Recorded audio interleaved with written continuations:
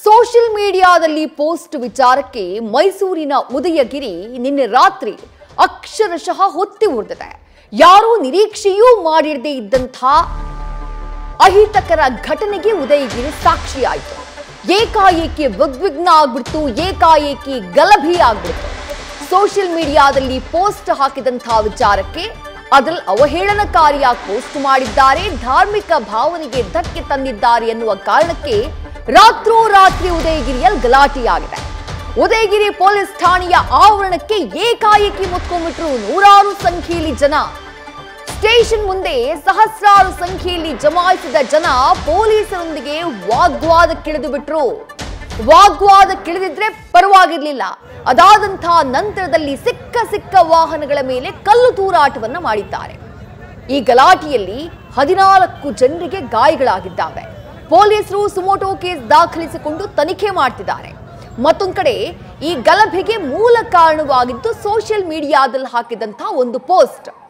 ದೆಹಲಿ ಚುನಾವಣೆಯಲ್ಲಿ ಬಿಜೆಪಿಯ ಗೆಲುವಿಗೆ ಸಂಬಂಧಪಟ್ಟ ಹಾಗೆ ಹಾಕಿದ್ದಂತಹ ಪೋಸ್ಟ್ನಲ್ಲಿ ಕಾಂಗ್ರೆಸ್ ನಾಯಕರನ್ನ ಹಾಗೆ ಇತರರನ್ನ ಅವಹೇಳನ ಮಾಡಲಾಗಿತ್ತು ಅನ್ನುವಂಥ ಆರೋಪ ಇದೆ. ಅದರ ಜೊತೆಗೆ ಧಾರ್ಮಿಕ ಭಾವನೆಗೆ ಧಕ್ಕೆ ತರುವಂತಹ ಪೋಸ್ಟ್ ಹಾಕಲಾಗಿದೆ ಅನ್ನುವಂಥ ಒಂದು ಮಾತು ವದಂತಿ ಕ್ಷಣಾರ್ಧದಲ್ಲಿ ಎಲ್ಲಾ ಕಡೆ ಹರಡಿಬಿಡ್ತು. ಅದರ ಪರಿಣಾಮ ಏಕಾಏಕಿ ಸಾವಿರಾರು ಸಂಖ್ಯೆಯಲ್ಲಿ ಪೊಲೀಸ್ ಸ್ಟೇಷನ್ ಮುಂದೆ ಜನ ಜಮಾಯಿಸಿಬಿಟ್ರು. ಗಲಾಟೆಗಳು ಆರಂಭ ಆಗ್ಬಿಟ್ರು.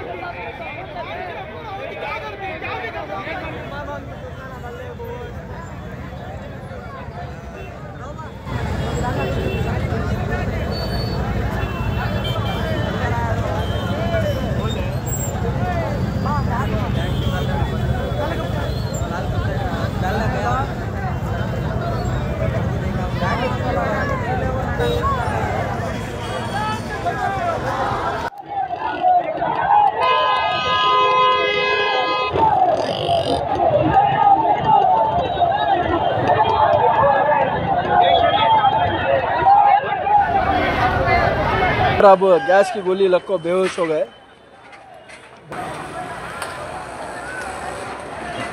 एक जने को बहुत खराब गैस की गोली लगकर बेहोश हो गए। बहुत ही खराब सीरियस गैस पर एक जने को बहुत खराब गैस की गोली लगकर बेहोश हो गए। बहुत ही खराब सीरियस गैस फायरिंग में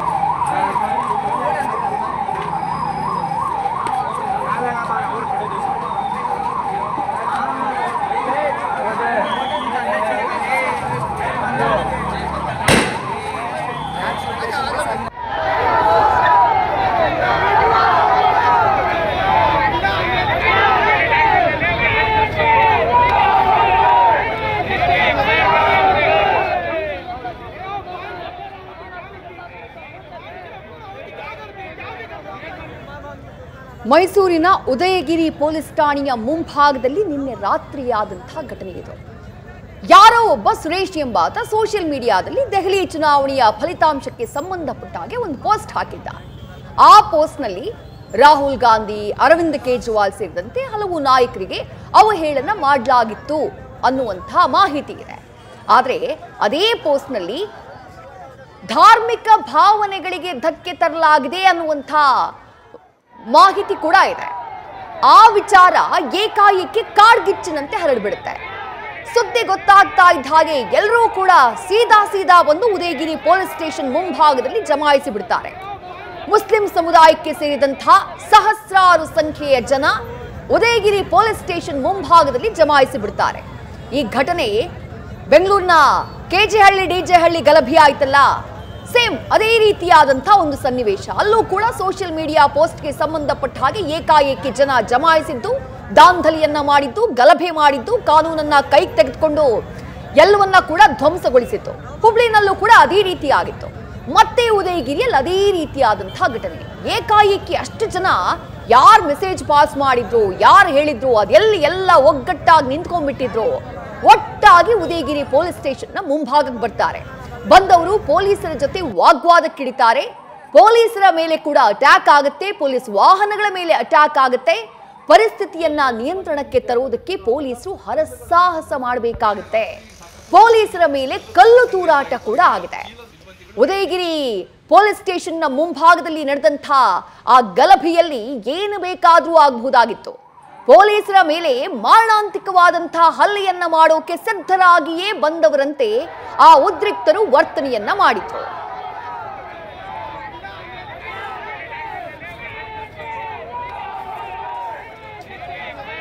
ಉದಯಗಿರಿ ಪೊಲೀಸ್ ಠಾಣೆಯ ಮುಂಭಾಗದಲ್ಲಿ ನಿನ್ನೆ ರಾತ್ರಿ ಆಗಿದ್ದು ನಿಜಕ್ಕೂ ಆಘಾತಕಾರಿಯಾದಂತಹ ಘಟನೆ. ನಾನು ಆಗ್ಲೇ ಹೇಳಿದೆ, ಈ ಘಟನೆ ಕೆಜೆಹಳ್ಳಿ ಡಿಜೆಹಳ್ಳಿಯಲ್ಲಿ ಆಯ್ತಲ್ಲ ಗಲಭೆ, ಆ ಘಟನೆಯನ್ನ ನೆನಪು ಮಾಡುತ್ತೆ. ಹುಬ್ಳಿನಲ್ಲಿ ಪೊಲೀಸ್ ಸ್ಟೇಷನ್ ಮೇಲೆ ಅಟ್ಯಾಕ್ ಮಾಡೋಕ್ ಮುಂದಾದ್ರಲ್ಲ, ಆ ಘಟನೆಯನ್ನ ನೆನಪು ಮಾಡುತ್ತೆ. ಯಾಕಂದ್ರೆ ಸೇಮ್ ಅದೇ ಪ್ಯಾಟರ್ನ್ ನಲ್ಲಿ ಉದಯಗಿರಿ ಪೊಲೀಸ್ ಸ್ಟೇಷನ್ ಮೇಲೆ ದಾಳಿ ಮಾಡುವುದಕ್ಕೆ ಮುಂದಾಗಿದ್ರು ಸಹಸ್ರಾರು ಸಂಖ್ಯೆಯಲ್ಲಿ ಸೇರಿದ್ದಂತಹ ಜನ. ಗಲಭೆಯಾಗಿದ್ದು ಯಾವ ಕಾರಣಕ್ಕೆ, ಏನಾಯ್ತು ಅಲ್ಲಿ, ಅದನ್ನ ಡೀಟೇಲ್ ಆಗಿ ನೋಡ್ತಾ ಹೋಗೋಣ. ಠಾಣೆಯ ಮುಂದೆ ನಡೆದಿದ್ದೇನು? ಸೋಷಿಯಲ್ ಮೀಡಿಯಾ ಪೋಸ್ಟ್ ವಿಚಾರಕ್ಕೆ ಗಲಾಟೆ. ಯಾರೋ ಒಬ್ಬ ಸುರೇಶ್ ಅನ್ನುವಂತಹ ವ್ಯಕ್ತಿ, ಸದ್ಯ ಆತನನ್ನ ಪತ್ತೆ ಹಚ್ಚಿದ್ದಾರೆ. ಆತ ಸೋಷಿಯಲ್ ಮೀಡಿಯಾದಲ್ಲಿ ದೆಹಲಿಯಲ್ಲಿ ಬಿಜೆಪಿಯ ಗೆಲುವು ವಿಧಾನಸಭಾ ಚುನಾವಣೆಯಲ್ಲಿ ಅದಕ್ಕೆ ಸಂಬಂಧಪಟ್ಟ ಹಾಗೆ ಒಂದು ಪೋಸ್ಟ್ ಹಾಕಿದ್ದ. ಆ ಪೋಸ್ಟ್ ನಲ್ಲಿ ರಾಹುಲ್ ಗಾಂಧಿ, ಅರವಿಂದ ಕೇಜ್ರಿವಾಲ್ ಸೇರಿದಂತೆ ಹಲವು ನಾಯಕರಿಗೆ ಆತ ಅವಹೇಳನ ಮಾಡಿದ್ದ ಅನ್ನುವಂಥ ಮಾಹಿತಿ ಇದೆ. ಆದ್ರೆ ಅದೇ ಪೋಸ್ಟ್ ನಲ್ಲಿ ಧಾರ್ಮಿಕ ಭಾವನೆಗೆ ಧಕ್ಕೆ ತರಲಾಗಿದೆ ಅನ್ನುವಂಥ ಒಂದು ಆರೋಪ ಕೇಳಿ ಬಂದಿತ್ತು. ಅದು ಊರೆಲ್ಲ ಹಬ್ಬಿಬಿಡ್ತು. ಎಲ್ಲರಿಗೂ ಆ ಮೆಸೇಜ್ ಪಾಸ್ ಆಯ್ತು. ಆ ಮೆಸೇಜ್ ನಿಂದ, ಆ ಪೋಸ್ಟ್ ನಿಂದ ವಿವಾದ ಭುಗಿಲೆದ್ದು ಬಿಡ್ತು. ಆ ನಂತರ ಏನಾಯ್ತು?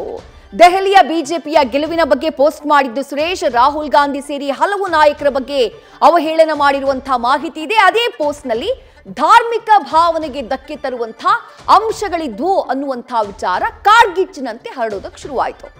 ಪೋಸ್ಟ್ ಮಾಡಿದ್ದಂತಹ ಸುರೇಶ್ ವಿರುದ್ಧ ಜನ ಏಕಾಏಕಿ ರೊಚ್ಚಿಗೆದ್ದು ಬಿಟ್ರು. ರಾತ್ರಿ 10 ಗಂಟೆಯ ವೇಳೆಗೆ ಮೈಸೂರಿನ ಉದಯಗಿರಿ ಪೊಲೀಸ್ ಠಾಣೆಯ ಮುಂಭಾಗದಲ್ಲಿ ಏಕಾಏಕಿ ಸಹಸ್ರಾರು ಸಂಖ್ಯೆಯಲ್ಲಿ ಒಂದು ಕೋಮಿನ ಜನ ಜಮಾಯಿಸಿ ಬಿಡ್ತಾರೆ. ನಿಜಕ್ಕೂ ಸುರೇಶ್ ಅವಹೇಳನಕಾರಿಯಾಗಿ ಧಾರ್ಮಿಕ ಭಾವನೆಗೆ ಧಕ್ಕೆ ತರುವಂತಹ ಅಕ್ಷರಗಳನ್ನ ಆತನ ಪೋಸ್ಟ್ ನಲ್ಲಿ ಹಾಕಿದ್ನ, ಅಥವಾ ಅದು ವದಂತಿಯ ರೂಪದಲ್ಲಿ ಏಕಾಏಕಿ ಹರಿದಾಡಿ ಹೀಗ್ ಜನ ಒಟ್ಟಾದ್ರ ಗೊತ್ತಿಲ್ಲ. ಅದರ ಬಗ್ಗೆ ಪೊಲೀಸರು ತನಿಖೆ ಮಾಡ್ತಿದ್ದಾರೆ. ರಾತ್ರಿ 10 ಗಂಟೆಯ ಸಂದರ್ಭದಲ್ಲಿ ಉದಯಗಿರಿ ಪೊಲೀಸ್ ಠಾಣೆಯ ಮುಂಭಾಗದಲ್ಲಿ ಗಲಾಟೆ ಆರಂಭ ಆಗುತ್ತೆ. ನೂರಾರು ಸಂಖ್ಯೆಯಲ್ಲಿ ಒಂದು ಕೋಮಿನ ಜನ ಪೊಲೀಸ್ ಸ್ಟೇಷನ್ನ ಮುಂಭಾಗದಲ್ಲಿ ಕೂಗಾಟವನ್ನ ಮಾಡುವುದಕ್ಕೆ ಶುರು ಮಾಡ್ತಾರೆ. ಇಲ್ಲಿ ಅಚ್ಚರಿ ಅನ್ಸೋದು ಏನು ಅಂದ್ರೆ, ಅಷ್ಟು ಸಂಖ್ಯೆಯಲ್ಲಿ ಜನ ಏಕಾಏಕಿ ಒಂದೇ ಟೈಮ್ ನಲ್ಲಿ ಪೊಲೀಸ್ ಸ್ಟೇಷನ್ ಮುಂಭಾಗದಲ್ಲಿ ಸೇರ್ತಾರೆ ಅಂತಂದ್ರೆ ಅವರನ್ನೆಲ್ಲ ಒಟ್ಟುಗೂಡಿಸಿದ್ಯಾರು? ಅವ್ರಿಗೆಲ್ಲ ಹೀಗಾಗಿದೆ ಬನ್ನಿ ಬನ್ನಿ ಅಂತ ಹೇಳಿ ಮೆಸೇಜ್ ಅನ್ನ ಪಾಸ್ ಮಾಡಿದ್ಯಾರು? ಯಾವ ರೀತಿಯಲ್ಲಿ ಒಟ್ಟುಗೂಡಿಸುವಂತಹ ಕೆಲಸ ಆಯ್ತು? ಪೂರ್ವ ನಿಯೋಜಿತವಾಗಿ ಆಲೋಚನೆ ಮಾಡಿಕೊಂಡು ಪೊಲೀಸ್ ಸ್ಟೇಷನ್ ಮೇಲೆ ದಾಳಿ ಮಾಡಬೇಕು ಅಂತ ಬಂದ್ರ ಹಾಗಾದ್ರೆ ರಾತ್ರಿ 10 ಗಂಟೆಗೆ? ಗೊತ್ತಿಲ್ಲ. ಆ ಬಗ್ಗೆ ತನಿಖೆ ಆಗ್ತಾ ಇದೆ. ಏಕಾಏಕಿ ಉದಯಗಿರಿ ಠಾಣೆಗೆ ಮುತ್ತಿಗೆ ಹಾಕೋದಕ್ಕೆ ಆ ಒಂದು ಕೋಮಿನ ಜನ ಪ್ರಯತ್ನವನ್ನ ಪಡ್ತಾರೆ. ಈ ಸಂದರ್ಭದಲ್ಲಿ ಜನರನ್ನ ನಿಯಂತ್ರಣಕ್ಕೆ ತರುವುದು ಪೊಲೀಸರಿಗೆ ಹರಸಾಹಸ ಆಗಿತ್ತು. ಯಾಕಂದ್ರೆ ಪೊಲೀಸರಿದ್ದು ಸ್ವಲ್ಪ ಲೆಕ್ಕದಲ್ಲಿ, ಅದೇ ಬಂದಂತಹ ಜನ ಗಲಾಟೆ ಮಾಡೋಕೆ ಅಂತಾನೆ ಬಂದಿದ್ದಂತಹ ಜನ ನೂರಾರು ಸಂಖ್ಯೆಯಲ್ಲಿದ್ರು. ಪರಿಸ್ಥಿತಿಯನ್ನ ನಿಯಂತ್ರಿಸೋದು ಕಷ್ಟ ಸಾಧ್ಯ ಆಗಿತ್ತು ಪೊಲೀಸರಿಗೆ. ಈ ವಾಗ್ವಾದ, ಮಾತಿನ ಚಕಮಕಿ ನಡೀತಾ ಇದ್ದಂತಹ ಸಂದರ್ಭದಲ್ಲಿ ಬಂದಿದ್ರಲ್ಲ ರಾತ್ರೋರಾತ್ರಿ ಎಲ್ಲರನ್ನ ಒಟ್ಟುಗೂಡಿಸ್ಕೊಂಡು ಬಂದು ಸೇರಿದ್ರಲ್ಲ, ಅವರು ಪೊಲೀಸ್ ವಾಹನಗಳ ಮೇಲೆ, ಪೊಲೀಸ್ ಸ್ಟೇಷನ್ ಮೇಲೆ ಕಲ್ಲು ತೂರಾಟವನ್ನ ಆರಂಭ ಮಾಡ್ತಾರೆ. ಅಂದ್ರೆ ಬರ್ತಾನೆ ತಗೊಂಡ್ಬಂದಿದ್ರು ಕಲ್ಲು. ಪ್ಯಾಟರ್ನ್ ನೋಡಿ, ನೀವು ಪ್ಯಾಟರ್ನ್ ಗಮನಿಸಬೇಕು. ಸೇಮ್ ಪ್ಯಾಟರ್ನ್ ಕೆಜೆಹಳ್ಳಿ ಡಿಜೆಹಳ್ಳಿನಲ್ಲೂ ಇದೇ ರೀತಿ ವೆಲ್ ಪ್ಲಾನ್ಡ್ ಆಗಿ ಅದನ್ನ ಎಕ್ಸಿಕ್ಯೂಟ್ ಮಾಡಿದ್ರು. ಹುಬ್ಳಿನಲ್ಲೂ ಅದೇ ರೀತಿ ಎಕ್ಸಿಕ್ಯೂಟ್ ಮಾಡಿದ್ರು. ಈಗ ಮತ್ತೆ ಉದಯಗಿರಿ ಪೊಲೀಸ್ ಠಾಣೆಯ ಮೇಲೆ ಕಲ್ಲು ತೂರಾಟ, ಅಲ್ಲಿ ಪೊಲೀಸರ ಮೇಲೆ ದಾಳಿಗೆ ಯತ್ನ, ಪೊಲೀಸ್ ಸ್ಟೇಷನ್ ಮೇಲೆ ಕಲ್ಲು ತೂರಿ ದಾಳಿಗೆ ಯತ್ನ ಮಾಡಿದ್ದಾರೆ. ಸಿಕ್ಕ ವಾಹನಗಳ ಮೇಲೆ ಆ ನಂತರ ಉದ್ರಿಕ್ತರ ಗುಂಪು ಕಲ್ಲು ತೂರಾಟವನ್ನ ಮಾಡುತ್ತೆ. ಅವುಗಳನ್ನ ಜಖಂಗೊಳಿಸುವಂತಹ ಕೆಲಸವನ್ನ ಮಾಡುತ್ತೆ. ಪೊಲೀಸ್ ವಾಹನಗಳ ಸ್ಥಿತಿ, ಖಾಸಗಿ ವಾಹನಗಳ ಕಂಡೀಷನ್ ಫೋಟೋದಲ್ಲಿ ಗಮನಿಸ್ತಾ ಇದ್ದೀರಿ. ಗಲಾಟೆಯನ್ನ ನಿಲ್ಲಿಸೋಕೆ ಕೊನೆಗೆ ಪೊಲೀಸರು ಅಶ್ರುವಾಯುವನ್ನ ಪ್ರಯೋಗ ಮಾಡ್ತಾರೆ. ಬೇರೆ ದಾರಿ ಕಾಣಿಸಲ್ಲ ಪೊಲೀಸರಿಗೆ. ಪರಿಸ್ಥಿತಿ ಕೈಮೀರಿ ಹೋಗ್ತಾ ಇದೆ ಅನ್ನುವಂತಹ ಸಂದರ್ಭದಲ್ಲಿ ಅಶ್ರುವಾಯು ಪ್ರಯೋಗ ಮಾಡುವಂತಹ ಕೆಲಸವನ್ನ ಪೊಲೀಸರು ಮಾಡ್ತಾರೆ. ಈ ಇಡೀ ಗಲಾಟೆಯ ಸಂದರ್ಭದಲ್ಲಿ ಒಟ್ಟು 14 ಜನರಿಗೆ ಗಾಯಗಳಾಗಿದ್ದಾವೆ.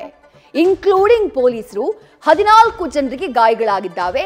ಹಲವು ವಾಹನಗಳನ್ನ ಜಖಂ ಮಾಡುವಂತಹ ಕೆಲಸವನ್ನ ಆ ಉದ್ರಿಕ್ತರ ಗುಂಪು ಮಾಡಿದೆ.